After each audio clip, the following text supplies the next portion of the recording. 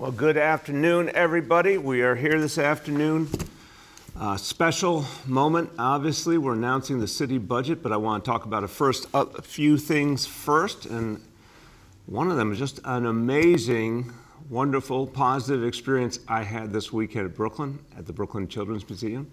Celebration of Holi. We had just remarkable, joyous occasion. People from the community all together to celebrate. It was really one of those moments where you could sort of feel New York City's come back and feel how powerful this year is going to be, and a wonderful holiday to celebrate together. So just wanted to share, it's the Hindu festival of rebirth and renewal, and just couldn't have been a more powerful symbol of everything we're doing together. So really thank you to everyone at the Brooklyn Children's Museum and everyone who gathered together for the ceremony. Something very, very special. Now, I want to give you an update. Before we go to budget, let's talk about what we talk about every day. Our vaccination effort continues to move forward. As of today, 6,174,393 doses administered, and for comparison purposes, that is more than the entire population of the state of Missouri. So the numbers keep growing. We announced that now all the city-run sites, Department of Health sites, health and hospital sites, are all walk-up. You can make appointments or walk-up, obviously. No more geographic restrictions. Folks should come over and take advantage of this opportunity, and there's sites all over the city, including where I was on Friday, the amazing site at the Museum of Natural History. I urge everyone, go get your shot under the whale if you haven't gotten one already. And a reminder, when people do that, they get 4 free admissions to the museum as part of the wonderful offer the museum has made to encourage vaccination. Anyone who has not yet gotten vaccinated, go to nyc.gov/vaccine finder or call 877-VAX4NYC, and you will hear the indicators in just a moment, and they will be further evidence that vaccination makes all the difference and is the reason we are seeing better and better health numbers for this city, and we're seeing COVID go lower and lower because so many people are getting vaccinated. We want to keep that going. Now, reminder today is a very good day for our schools as well. 51,000 kids who opted in returning to classrooms today. So another sign of New York City's recovery, that our schools are coming back as we speak. So congratulations to all the kids coming back to school for the first time in a while today, and to their families. And looking forward to the summer, where we have something brand new, Summer Rising, available to all children in New York City. Applications going live today. And that, again, will be an amazing summer opportunity with academic support, with cultural activities, with recreation, you name it, it'll be part of it. You go to schools.nyc.gov/summer to sign up. And this is the first time ever we've been providing this kind of comprehensive summer approach available to all. I want to say to parents out there, if you weren't sure what you're going to do for your child this summer, you weren't sure how you'd find the right situation, this is there for everyone. So one less element of stress out of your life. If you need a great option, Summer Rising is that option for your child. Let's talk about our indicators as promised, and these are just amazing. I always say we got a long way to go, and we will not reduce our vigilance, and we're going to keep working hard as New Yorkers, but really just take a moment to look at these numbers and feel proud, because you, the people of New York City, you did this. So number one, daily number of people admitted to New York City hospitals for suspected COVID-19. Today's report, 106 patients. That, I cannot remember a number that low in quite a while. 106 patients, confirmed positivity, 40.57%. So that is really getting well below our threshold. Now let's talk about hospitalization rate. We keep moving down towards the threshold there too, 2.33 per 100,000. We want to get that below 2, and we're moving fast in that direction. New reported cases on a 7-day average. Today's report, 1,587 cases. Look at that, just constant downward motion. That's beautiful. Let's keep doing that. And number 3, percentage of people testing positive citywide for COVID-19. Today's report, Another great number, 7-day rolling average, 3.56%. I just love these downward lines. Let's keep that one going. Again, well below threshold now, so that's fantastic. Let me give you some Spanish, and I'm going to kind of flip order here and just give a quick Spanish summary in advance of telling you about the budget, just to make sure I get this done up front. So this is about our budget, and the theme of our budget, of course, is recovery. El presupuesto de recuperación es una inversión radical en todas nuestras familias. Vamos a impulsar la economía a crecer, invertir en escuelas y hacer que nuestra ciudad sea segura y limpia. Estamos pensando en grande. Educación temprana para niños de 3 años gratis para todos. Equipos de respuesta a crisis de salud mental en toda la ciudad. Recuperar esta ciudad es nuestra misión. Okay, now we are going to turn to the recovery budget. And I'm going to go through this quickly before we turn to our friends in the media, but there's a lot of good news to cover here today. So let's begin. The theme, of course, a recovery for all of us. This is what we're focused on. A recovery reaches every neighborhood, every New Yorker, not just brings us back better, fairer, stronger. What do we have here? We have a radical investment in working families. We've never seen anything like this in generations in this city. Focusing on working people, on families, on kids in ways that we just haven't even imagined in so many years. We're getting to do things in this budget some of us have dreamed of, but we're never sure we'd get to do. And this is a budget that will be felt down to the grassroots. Let's talk about the key elements that make this so special. First of all, the focus on equity for young people in our schools, fair student funding, 100%, and a host of other equity investments that change the approach for education, finally allow us to create the kind of school system we've wanted to all along that could serve every child just as well in every part of the city. Summer school, though we used to think of as summer school, totally redefined with Summer Rising, an entirely different approach that's for everyone. Every child, every parent knows their child has that great option for the summer. Something we're borrowing from the great inspiration from 90 years ago, the New Deal. Jobs program that also makes everything cleaner and more beautiful, modeled on the Civilian Conservation Corps. We're creating the City Cleanup Corps. And a focus on safety, a focus on stopping violence with community investments in young people, investments in community-based solutions to violence. These are some of the key themes you'll see. Now,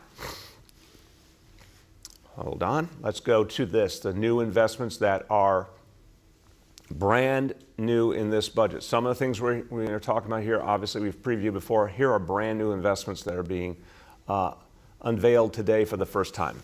First of all, we've talked before about starting a civilian response to mental health crisis and piloting that in 3 police precincts in the city. We're now convinced that this approach is going to work citywide. So for mental health crisis calls, we're going to take that civilian approach and use it in all precincts in the city in the course of the upcoming fiscal year. 3K for all.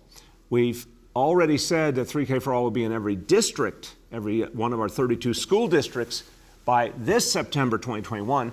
Now we're announcing it will be fully universal by September 2023. Every single 3-year-old will have a seat for free in all of New York City by September 2023. So for the children born in 2020, that very, very tough year we all went through together, when they are 3 years old in 2023, every single one of them will be guaranteed free, safe, high quality early child education, 3K for all.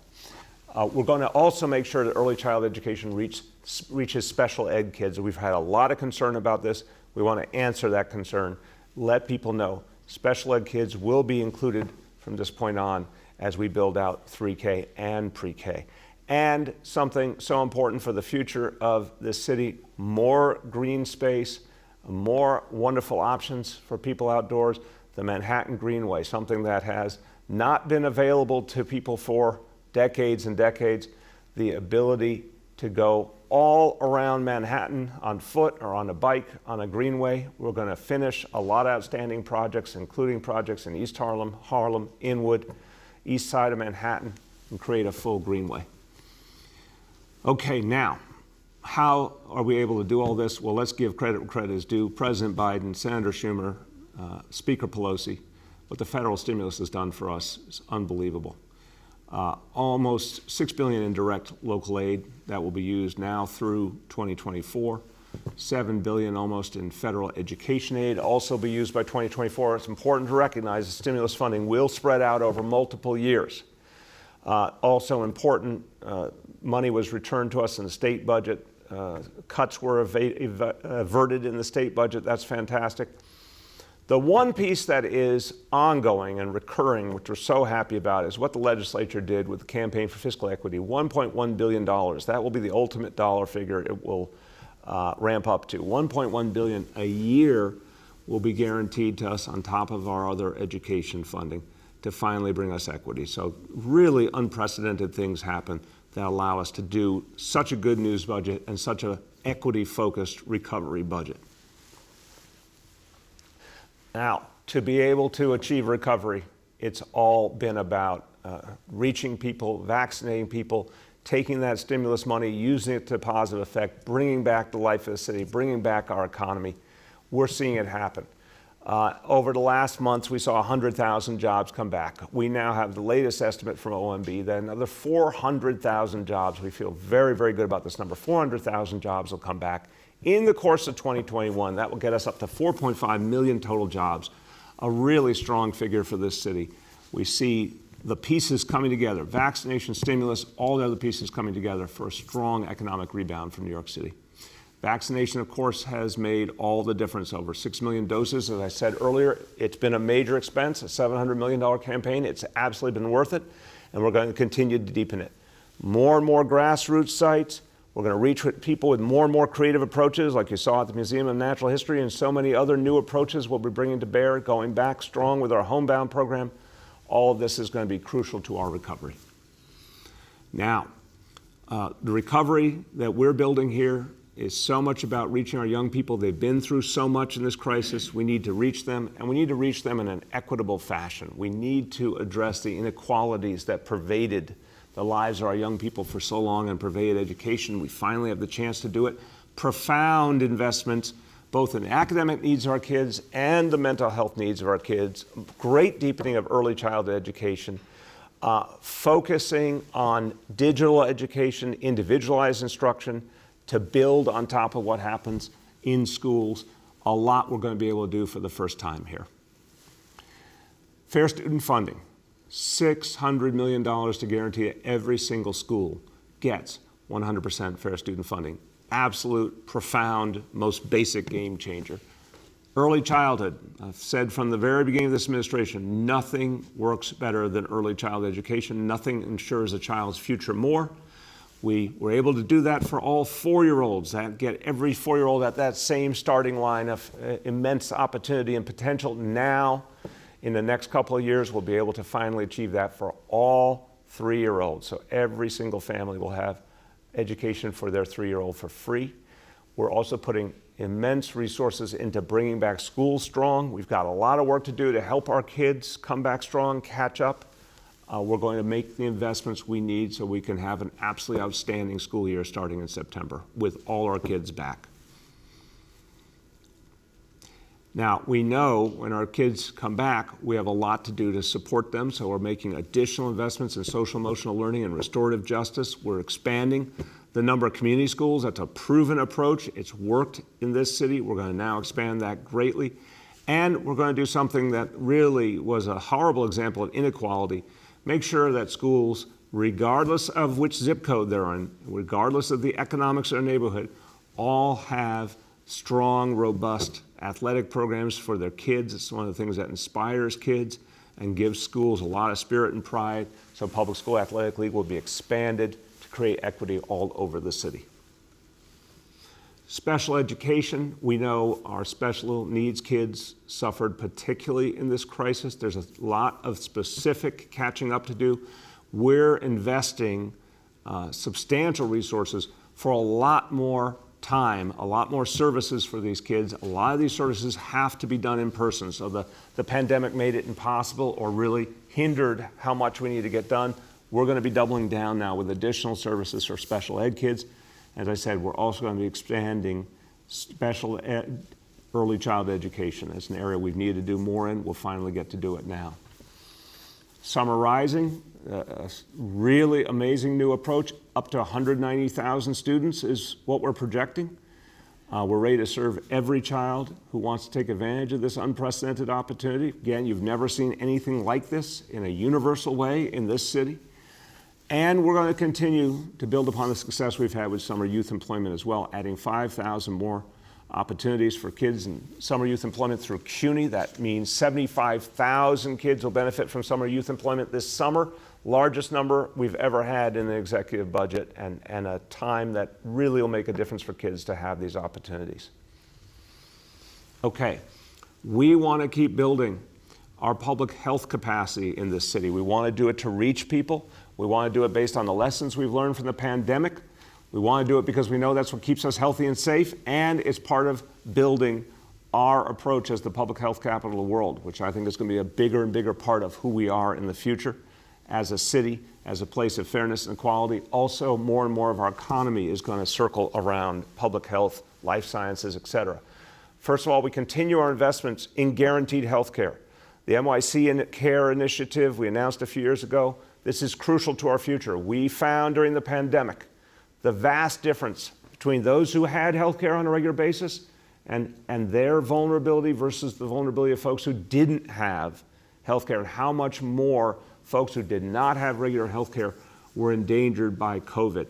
We've learned a lesson again. We want to get fundamental health care to as many New Yorkers as possible. We can do that through NYC Care. We're doubling down on that approach. The Public Health Corps, this will build out of our very, very successful Test and Trace Corps. As COVID recedes, we're going to take a lot of the people who've been involved in Test and Trace, and a lot of the lessons we've learned, convert them to a permanent, ongoing public health outreach effort through the Public Health Corps. And new family home visits. For those of you with good memories, we announced this last year at State of the City, 2020, the very beginning of 2020, but then could not implement it because of the challenges of COVID. Now we can. So new family home visits, reaching families before they give birth, preparing them, supporting them, mental health services, a range of services related to what new parents need, and then sticking with them as they learn how to support their kids. We're going to focus this on the areas of greatest need. We're going to start this by the end of this year. Now, it's a recovery budget, and we know to really recover as a city, we're going to focus on mental health. This has been one of the most obvious, painful realities of the COVID crisis. Mental health issues are clearer than ever to New Yorkers and to people all over America. We're finally having, for sad, tough reasons, we're having the conversation we should have had a long time ago about mental health and recognizing how central it is. We're going to be doing more and more to address mental health issues in New York City. One of the things we need to do is to expand the approach to crisis calls. If a family's in crisis and it's not a situation involving violence, we are going to send civilians to address those calls. We are increasingly using trained civilians prepared for exactly this kind of situation. This will be expanded in the next fiscal year to all police precincts in New York City. And on top of that, separately, 25 new mobile treatment teams to address the most severe mental health situations. Where there's a severe need, these teams are highly trained, they can be dispatched quickly. They'll be another crucial piece of the mental health strategy. To also address mental health, we need to get to the grassroots. So a variety of initiatives to support grassroots organizations, neighborhood organizations, community-based organizations that work with the whole community, but a lot of them have not had mental health capacity. Now we're going to change that. The Thrive Neighborhood Support Network, communities thrive. These are efforts to train community-based organizations, train peer counselors, provide more extensive telemental health like teletherapy. The whole idea is to make sure that any community organization has mental health capacity built into it. Now, our seniors went through so much in 2020. We want to be there for them going forward in whole new ways. So one of the things we learned in 2020 is that there are many challenges that come with nursing homes. Our goal is to do everything we can to help seniors who don't necessarily need to be in a nursing home to stay at home, live in their own community. Thus, the community care plan focuses on providing those types of support. And we also recognize for years there were a lot of neighborhoods that didn't have senior centers and didn't have senior centers that matched the community itself and the culture of that community. We're now going to be supporting the creation of 25 more senior centers, culturally appropriate to areas of the city that have been underrepresented, while simultaneously investing more in the existing senior centers so they can provide a broader range of service. Our community-based organizations, our nonprofit organizations, backbone of this city in so many ways, especially during this crisis. We're investing to provide them the basic infrastructure they need, what's called the indirect rate, giving them the basic support that they need to keep going. This is an investment that will allow them to keep providing help to New Yorkers no matter what comes ahead. We're also focusing on food support. This has been an area the City Council's been so focused on. We've worked with them repeatedly to ensure there was always enough support there for New Yorkers in need, and we're now increasing those food support services. Bottom line has always been, in this city, we will not let any New Yorker go hungry. These new investments will help to ensure that. Small business. To bring back New York City, we have to bring back small business. So we're now creating $100 million in direct grants to small business with a particular focus on small businesses that have not benefited from previous grant programs. There was obviously some really great support from the federal government and now from the state government as well. But a number of small businesses have not received that support, particularly in communities of color. This new grant program is going to focus on them, loan programs as well, legal assistance, anything and everything we can do to help small businesses get back on their feet and be strong as we come out of COVID. And coming out of COVID means bringing back our whole economy, including tourism. So a major new effort to support getting tourism back. I strongly believe that starting this summer, you're going to see a huge amount of domestic tourism coming to New York City. A lot of people visiting who have been waiting to come here for a long time. I think that increasingly, as we go into next year, be international tourism as well. This effort by NYC and Company is focused on building that tourism back up really intensely over the next few years. Now, a city ready for recovery. We want it to be a clean city, a green city, city cleanup corps. 10,000 New Yorkers are going to beautify the city, clean it up, clean away the graffiti, clean up the litter. This is going to be crucial to our comeback. You're going to be seeing them start their work in the next few months. I think it's going to make a big impact. And green initiatives, bringing back organics collection, something we're very excited to be able to do. Litter basket collections going back to pre-pandemic levels. These are all going to help us as the city comes back. We also recognized in the context of crisis, we learned some very, very powerful lessons. And we learned there were new and better ways to do things to keep this a city that really works.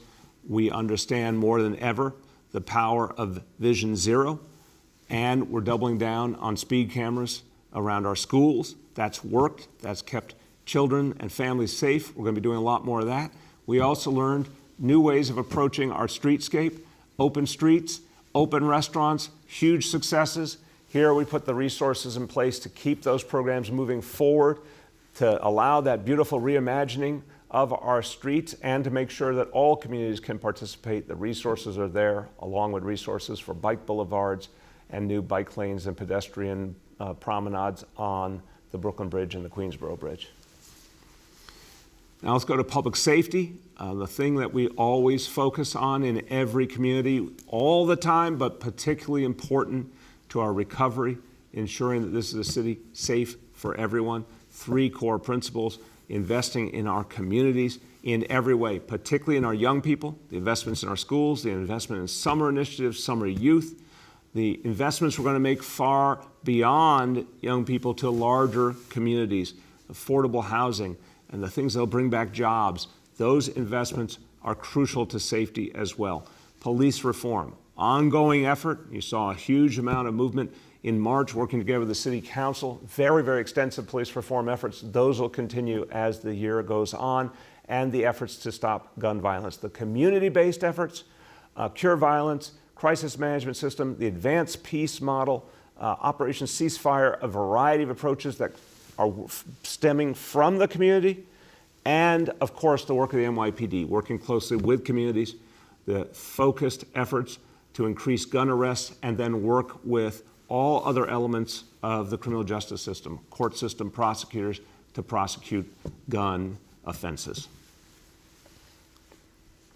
We're going to constantly focus on the kind of oversight we need, the important role of the Civilian Complaint Review Board. We're expanding the CCRB's power, we're expanding its capacity, we're expanding its personnel so it can play that role more strongly. And one of the issues we've dealt with currently, one of the things that is so troubling in the city, we've seen a rash of horrible hate crimes, largely focused on the Asian American community. We want to do more at the grassroots to fight these hate crimes in addition to the policing efforts to fight them. So we're investing in community-based organizations to do community patrols, to train people how to address and stop hate crimes, to educate communities, and involve everyone in the solution. Now, this summer is crucial. We talk about our recovery when we talk about public safety. So much of it hinges on the summer, which is why we presented the Safe Summer NYC initiative. So again, grassroots solution to gun violence are so important. Cure violence, we've doubled the cure violence workforce, crisis management system workforce for this summer. We've added new sites, new precincts. We've added additional youth employment options to these elements as well. Doubling of that workforce for this summer, tripling for the following summer. The advanced peace model, which is extremely promising, connecting at-risk youth to mentors, more late-night recreation programs, Saturday Night Lights, and the Joint Force to End Gun Violence. That's the ceasefire approach and other approaches that involve multiple agencies, the whole criminal justice system, working with community members. So these are all elements of a safe summer. The total budget. This budget, and we've all gone through such a challenging roller coaster ride in the last few years. We were in great shape as a city in so many ways. At the beginning of 2020, we went through the worst crisis in a century. Now, because of the stimulus, because of the support we're finally getting, we're able to make a huge comeback. So our recovery budget, the grand total is $98.6 billion for fiscal year 22. It is a stimulus-focused budget, stimulus-driven budget that allows us to invest in working people in the city in ways we've never been able to achieve before. So this is a good news budget if ever there was one.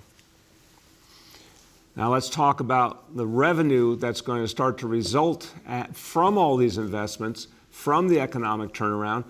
OMB is always very smart and cautious about its revenue estimates, so we have initial estimates that are cautious, but we expect and we hope to see a lot more over time. So we will see increased revenue in this fiscal year, more starting in the next fiscal year as the impact of all this recovery spending is felt. Also, a continued focus on savings. A lot of work was done, particularly in the last year, to find efficiencies, to find savings. We had to reduce the number of personnel at city agencies. We had to stop a number of initiatives. Some of them just could not even be done because of COVID. We have taken those lessons, and we're going to continue to be smart and careful about spending as we go forward to protect the city for the long term, continuing to look for efficiencies as we go ahead. Let's talk about the people who work for the city, who we depended on, who are so heroic in this crisis. Right now, our city workforce numbers, and this is excluding some of the non-mayoral agencies, numbers 313,000 plus. That is much lower than it was at our high point a few years ago. We will be bringing back several thousand more people into positions because of things like 3K for all, the new family home visits, city cleanup corps, although that last one is a temporary program. So we'll be adding up some additional personnel to help us achieve our goals. But we'll be keeping in place a hiring policy that limits new hiring. It had been a 3-to-1 ratio, where to make a new hire, there had to be 3 positions that were foregone. It's now will be a 2-to-1 policy going forward. We'll continue to grow in the right way while keeping limits in place. So, reserves, always crucial to protecting the future in New York City. Before this administration began, the city had gone through a lot with the recession, so reserves were fairly low when I took office, $1.8 billion. When we got to the preliminary budget this year, they were at the level of $2.8 billion. We are now adding more reserves back. We had to use reserves to get through the worst of COVID. We're now adding reserves back. A total of $1.8 billion more being added, $200 million to the general reserve, $1.6 billion to the Retiree Health Benefit Trust.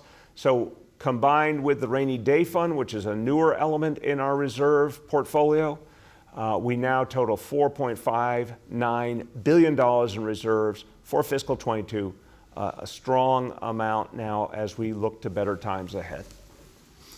Let's talk for just a moment about the capital budget.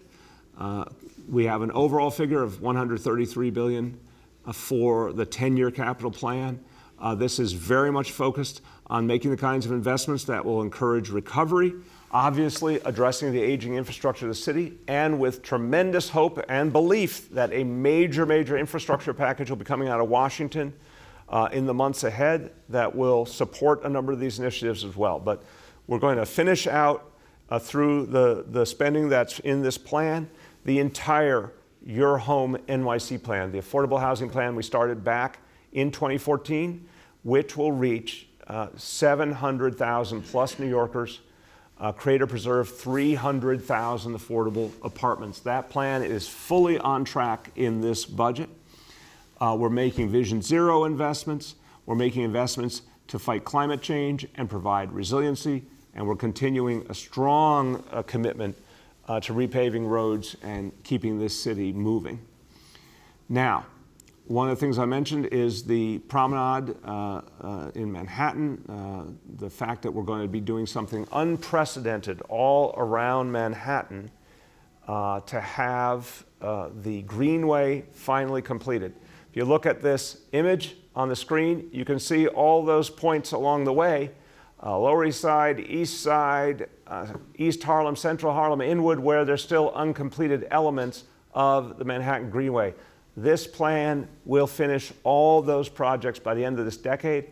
And it's really important to recognize this, in addition to people who walk along this area and picnic and all the things that happen along it, this is the most traveled bikeway in America. And when completed, this whole amazing opportunity to go all around Manhattan will provide more open space, more than 1,000 acres of open space, more than in all of Central Park. So this is a great investment in the future of this city, and it's something I think will be deeply used by future generations. We're really proud of this. Now, also, as I've said, the future of New York City, so much of our future will be around healthcare and will be around life sciences. We're going to be the public health capital of the world. We have an extraordinary opportunity in life sciences to tap into billions, many billions of dollars of both government and private sector investment that will be flowing into biotech. We have an opportunity to capture more and more of that, so we're expanding life sciences capacity, not only on the east side of Manhattan, but in the Bronx, in Brooklyn, on the west side of Manhattan as well.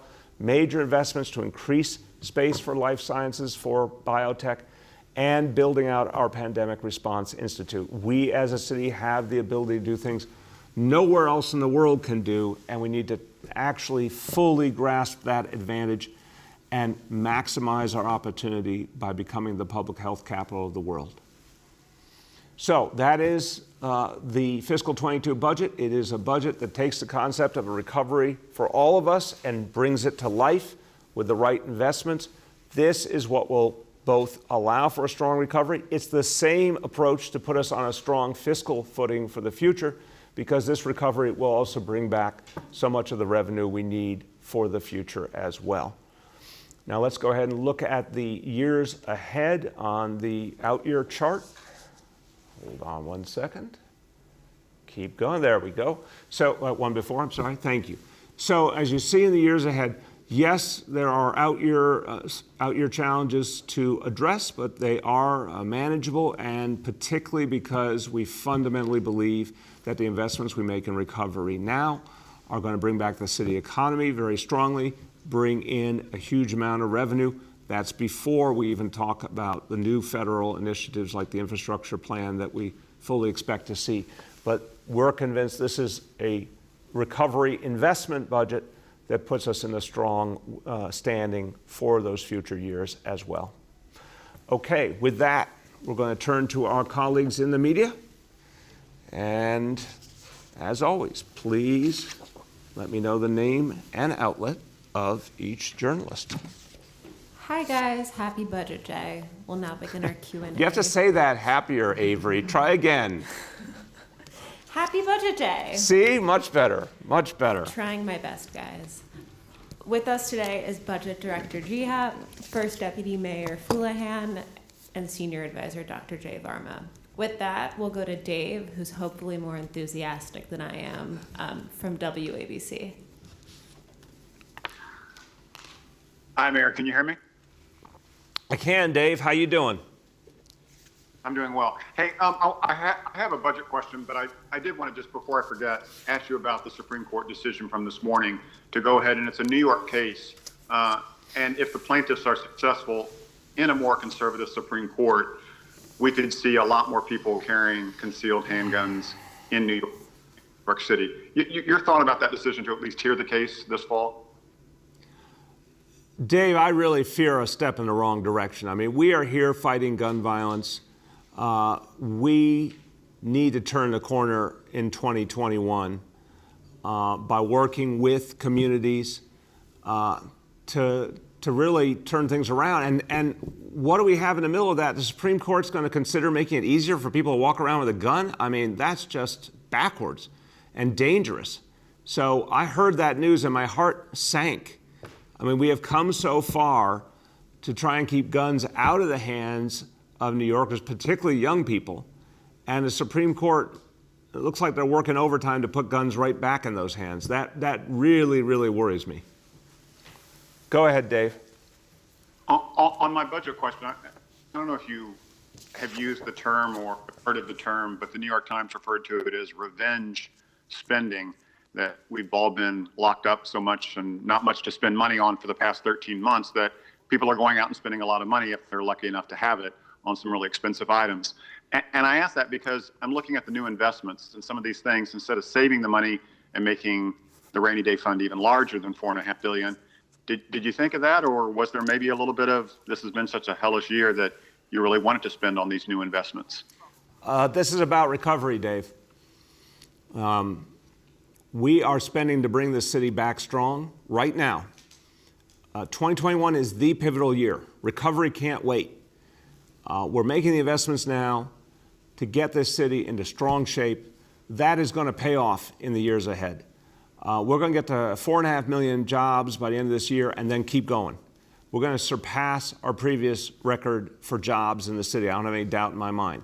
We're going to be bringing in a lot more revenue in the process. So these are investments that are going to get us to a much stronger place. That's what we're doing here. Next, we have Emma from the New York Times. Hi, Mayor. My first question is about the budget. Can you talk more about the jobs figure? Is that 400,000 more jobs added by the end of this year? Is that overly optimistic? And what types of jobs are these? Emma, it is 400,000 more between right now and the end of 2021. It's realistic because you see extraordinary movement in the economy. I mean, you're seeing it around the country, but you're especially seeing it here. Jobs are very visibly coming back. The stimulus is having the right effect. The whole idea was put money in people's hands and they go out and spend it. That's happening. And I am absolutely convinced the actions we're going to take here in this budget are going to supercharge that recovery. Because when you bring back schools, do the things to make the city safe, make the city clean. This is what encourages jobs to come back. We're talking about, definitely more coming back in the hospitality industry for sure. We're seeing some real strength there. It's a long way to go, but some real movement happening there for sure. We'll get you a breakout, but service industries for sure is going to be another area.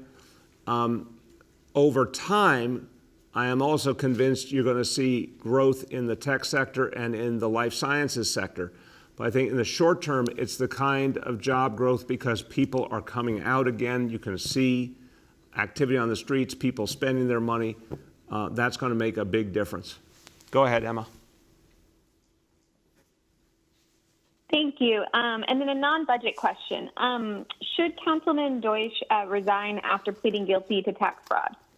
Absolutely. It's just really troubling. People have to have faith in their public officials. He lied for his own advantage. He cannot continue to play a role as an elected official. It just doesn't work. Next, we have Marcia from WCBS. Good morning or good afternoon, Mr. Mayor.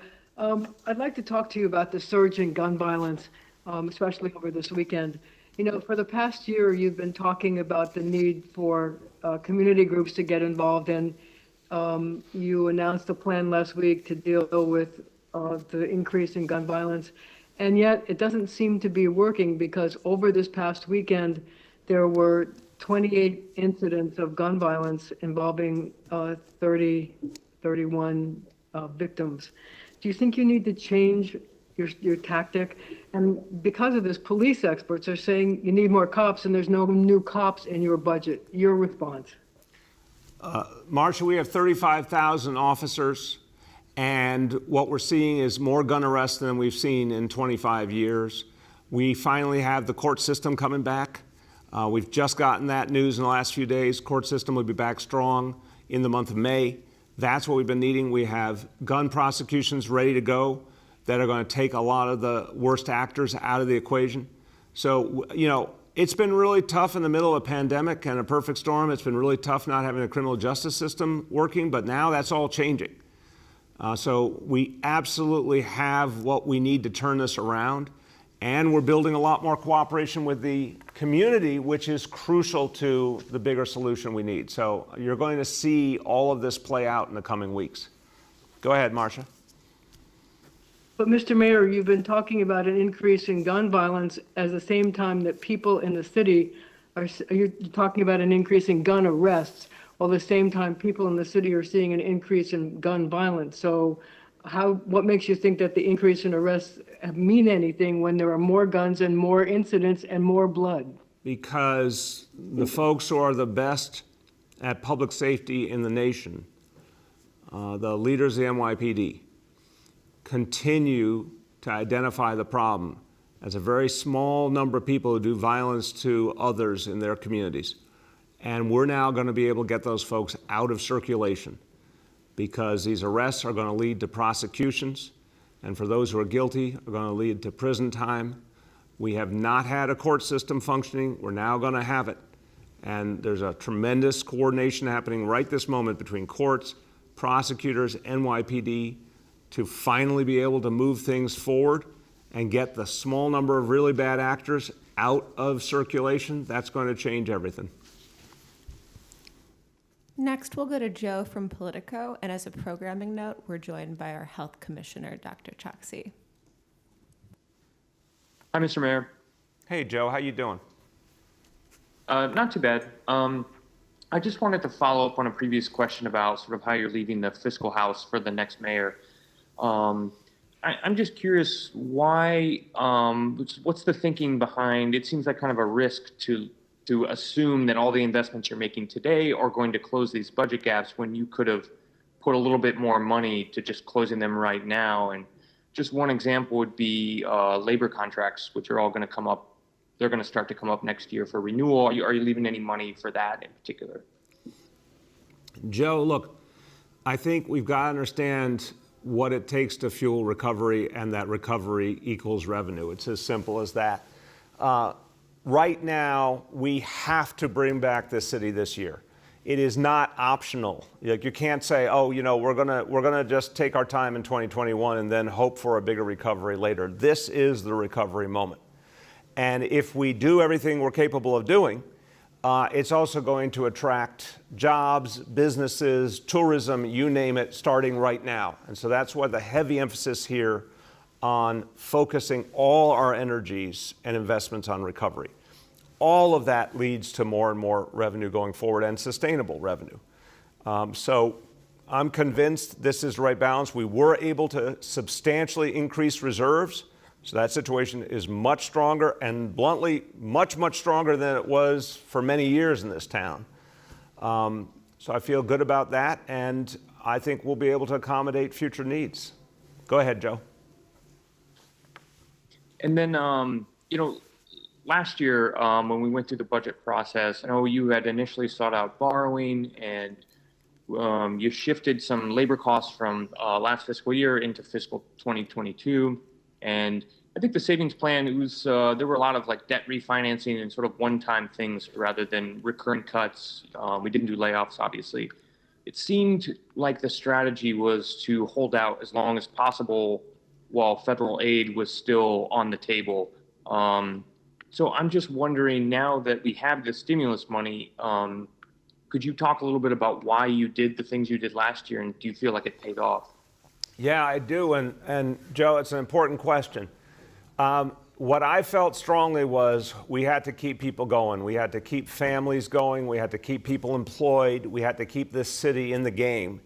And if we could get through the worst of COVID, we could have a really fast turnaround in 2021. And I see that playing out right now. So I feel good about the choices we made in 2020 to get us to this point. We did tighten our belt in a variety of ways. A lot of initiatives, a lot of programs were cut back or canceled. Obviously, we reduced headcount quite a bit. And we're being cautious. We're keeping headcount restrictions in place. We're bringing some back, but with still some real restrictions. We're bringing back reserves, as I said, in a major way. So we are trying to balance the elements of being smart for the future with what we have to do now. But I like where we are, notwithstanding the pain we've been through. I like our field position right now because we believe, OMB, they're tough in their analysis. We believe we can add 400,000 more jobs this year and really make this city come alive.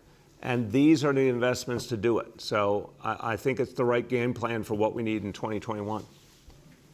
Next is Courtney from New York One.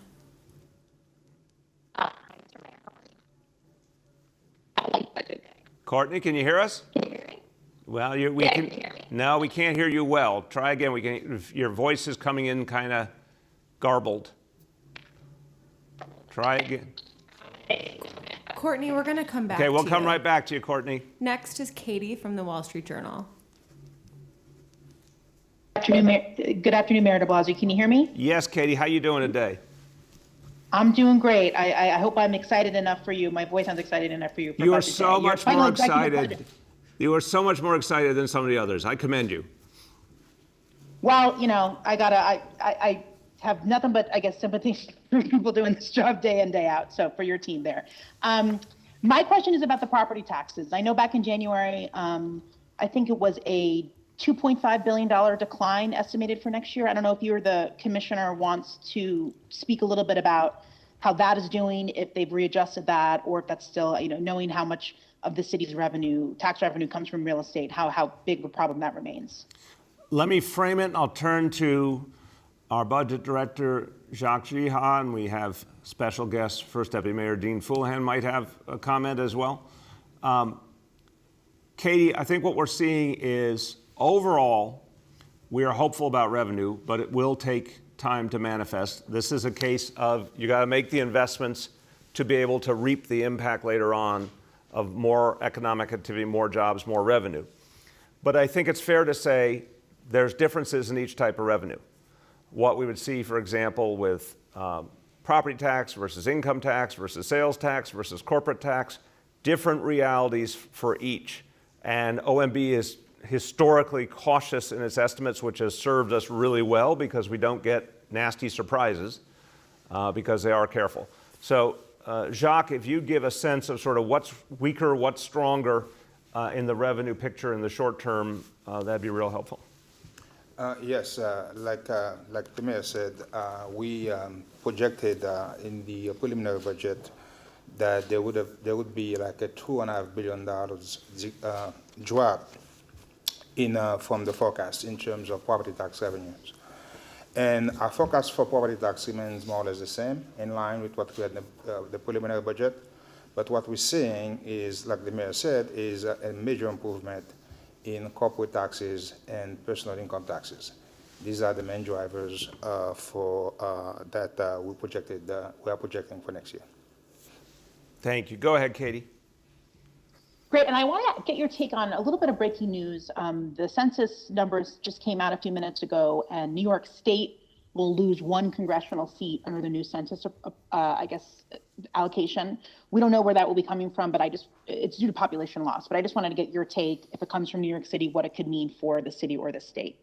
Look, Katie, it's so important. I'm very hopeful it will not come from New York City because we really threw in the kitchen sink to have a strong census performance and to actually represent the truth of how many people are here. And I really want to tip my cap to everyone who's involved in the census effort in the middle of a pandemic. They managed to reach the same response rate in 2020 that happened 10 years earlier in 2010. I mean, that's really extraordinary. So hopefully, since that happened, New York City will be judged more accurately. And if there is to be a loss of a seat, it won't be here, it will be someplace else. But look, the bottom line is going forward, we got to have a better approach because even with all the effort we put in, it's still here and around the country still doesn't capture the fullness of everyone who's here. And there were immense efforts during the Trump administration to try to warp the process, and that's a danger going forward that might happen again. So I think we got to rethink the census process for the future. We're going to go back and try Courtney. Hey, can you hear me? Hey, loud and clear, Courtney. How you doing? Oh, wonderful. I got very worried because budget day is obviously my favorite day. I know you look forward to it all year. Okay.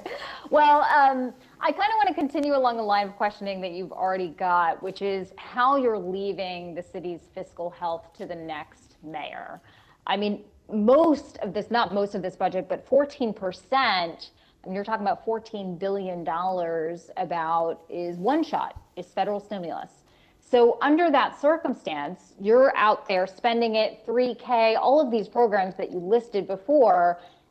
So what does that mean for the next mayor? And would you say that you're leaving the city in a good fiscal situation for the next mayor? Well, yeah. I mean, first of all, Courtney, look at the amount of reserves I'm leaving for the next mayor versus what I received from Mayor Bloomberg. Now, I do understand he went through some very tough fiscal times, but we've obviously working very closely with the city council. And I give Speaker Johnson a lot of credit in the city council. They were always focused on increasing reserves. City's in much stronger position on reserves than it was the last time there was a mayoral transition. We are being really careful about finding additional savings, and we'll continue to. We're being careful about headcount. But I'll tell you, these investments are about bringing the city back, and they just can't wait. I mean, you think about what kids and families went through in 2020. I'm going to invest now to bring them back, to give kids the chance to catch up on their education, to have their emotional needs addressed, to bring back the school strong. That has so much to do with the future of the city. If our school system is strong, our city's strong. The investments are going to help jobs come back. I mean, sometimes you have to spend money to make money. This is a case where we have to take full advantage of this recovery moment. We have to double down now. And that's going to give the next mayor and the next administration the best chance to move the city forward. So there's nothing we should be hesitating on. This is an absolutely crucial moment. Go ahead, Courtney.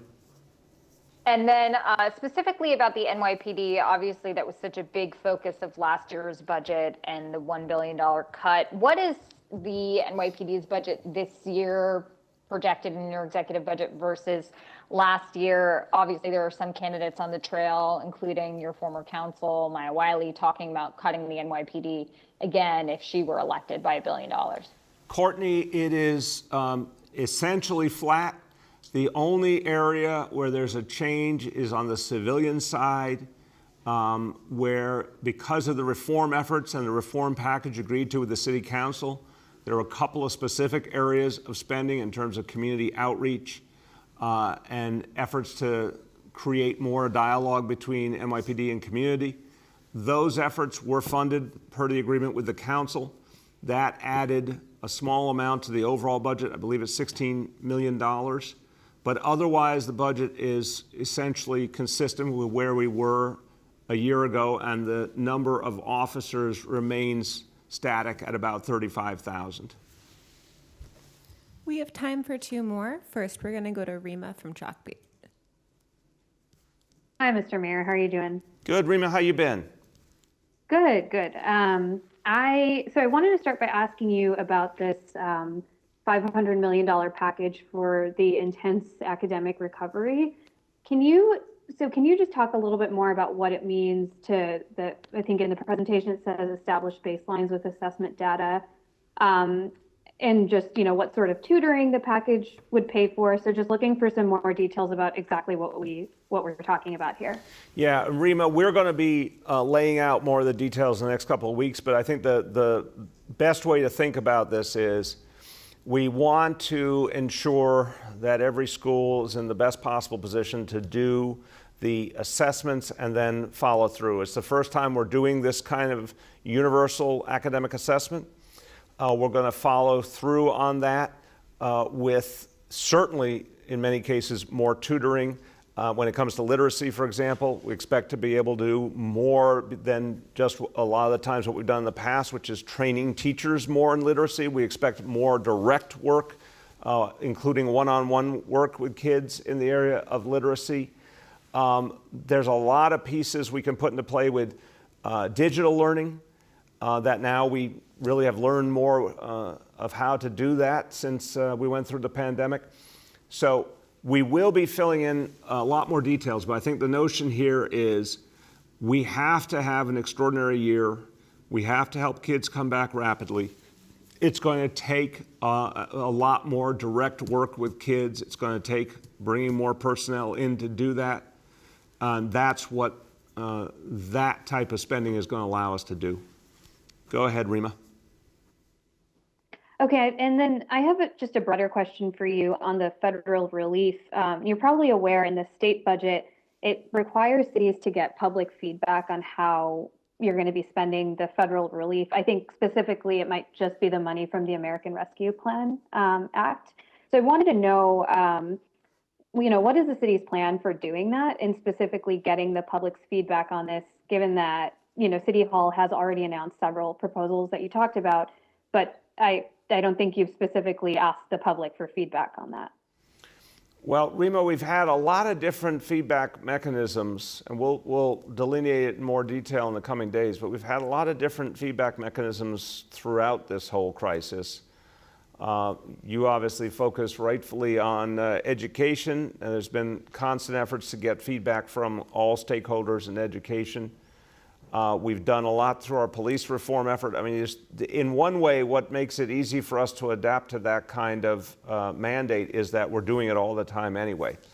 But we're going to follow the law carefully by laying out the broad plan.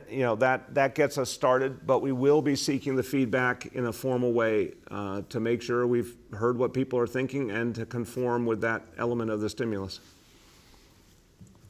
For our last question, we'll go to Henry from Bloomberg. Hello, Mr. Mayor. Can you hear me? Yes, indeed, Henry. How you doing?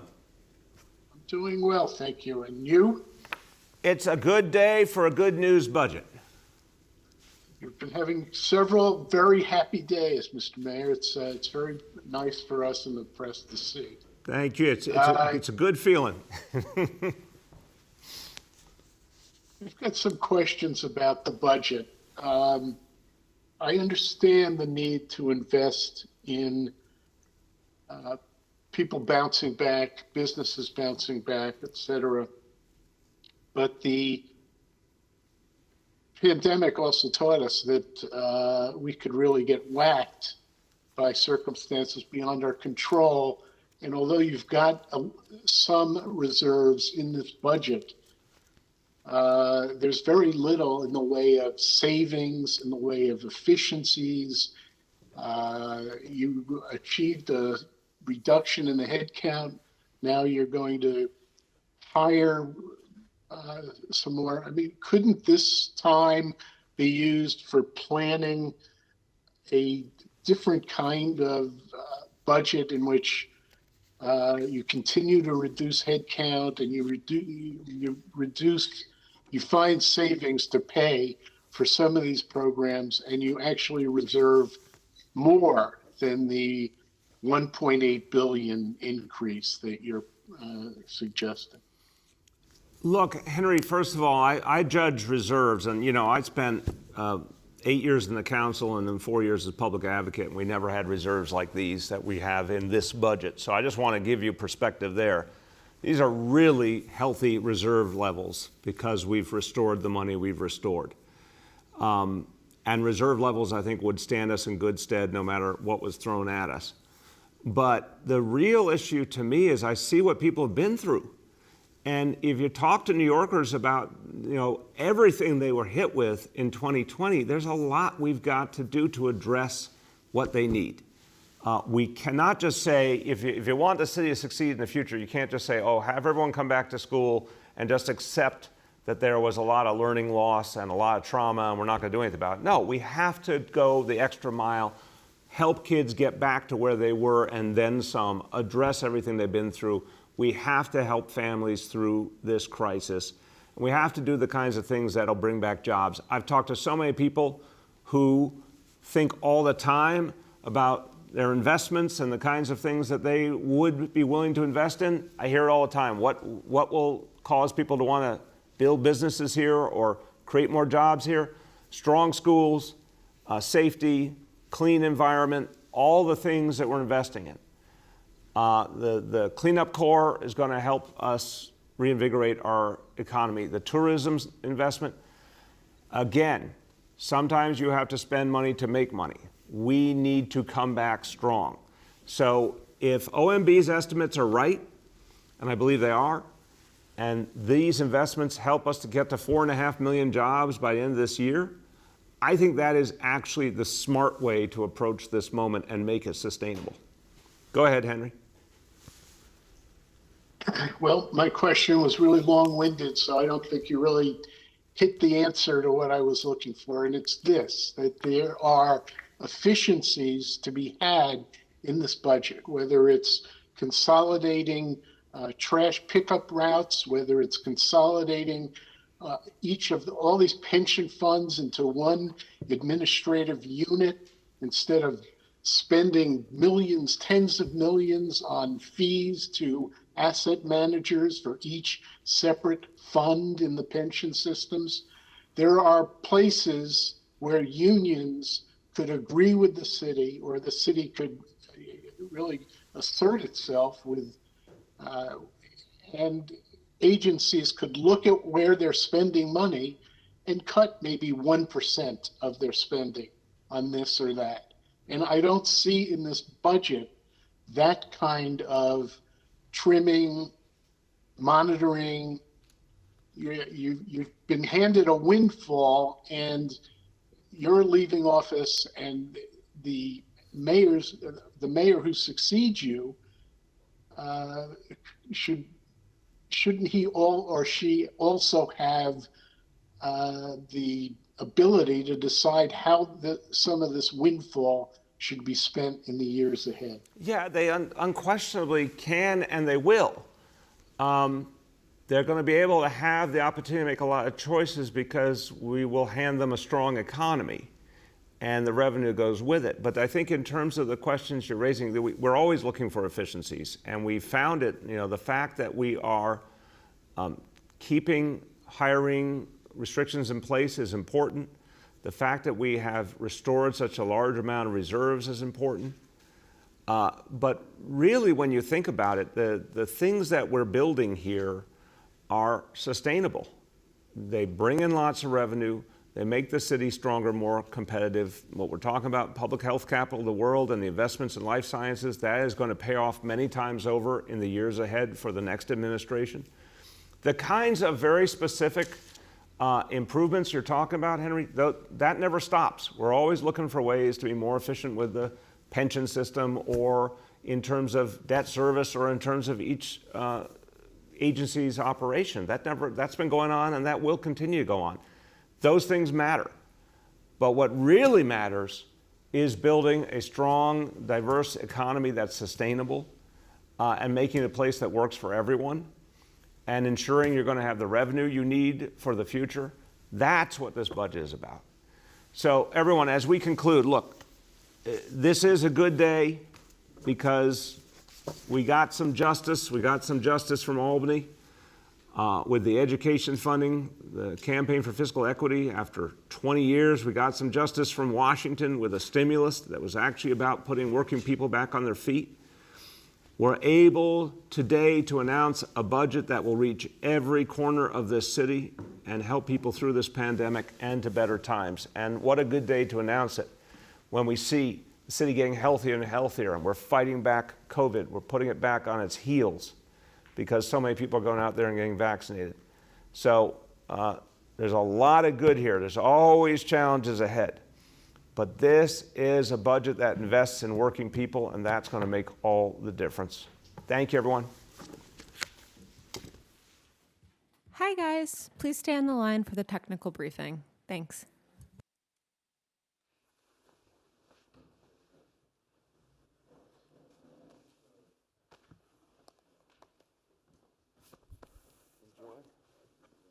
Thank you, sir.